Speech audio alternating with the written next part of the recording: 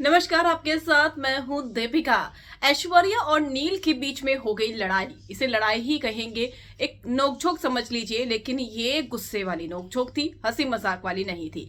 यूं तो नील और ऐश्वर्या के बीच में कभी ना कभी लड़ाइयां तो जरूर होती है, और जब भी होती है बहुत ज्यादा होती है।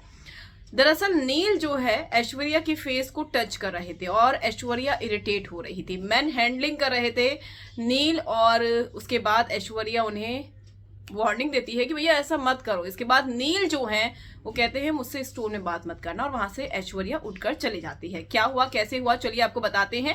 अगर आपने सब्सक्राइब नहीं किया है तो जल्दी से कर लीजिए, ताकि सारी की सारी लेटेस्ट खबरें आप तक पहुंचे जल्द से जल्द। ऐश्वर्या और नील के बीच में भी झगड़े कम नहीं होते और बहुत गंदे होते हैं दोनों के बीच में। दोनों साथ तो खेल रहे हैं, लेकिन जब दोनों आपस में ही उलझ जाते हैं तो उनके झगड़े सरेआम हो जाते हैं। और नील ऐश्वर्या जो है अंकिता विक्की से भी गंदा लड़ते हैं, ये सबने देखा है। अब यहाँ पर ऐश्वर्या बैठी है, नील आते हैं, उनके फेस को इस तरीके से पकड़ने की कोशिश करते हैं।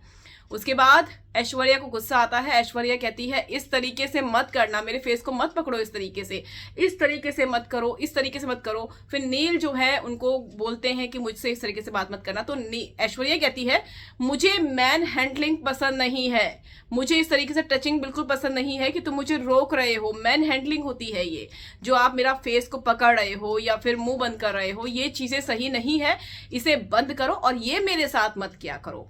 इसके बाद वहां से ऐश्वर्या उठकर चले जाती है, तो नील कहते हैं कि चल निकल जा यहां से। तो इस तरीके से दोनों एक दूसरे से बात करते हैं, जो कि लगता है कि हाँ बदतमीज से बात कर रहे हैं। और उसके बाद ऐश्वर्या वहां से उठकर चली जाती है, तो नील अकेले सोफे में बैठ जाते हैं। तो ये है लड़ाई की असली वजह, नील कर रहे थे मैन हैंडलिंग, ऐश्वर्या को आ गया गुस्सा।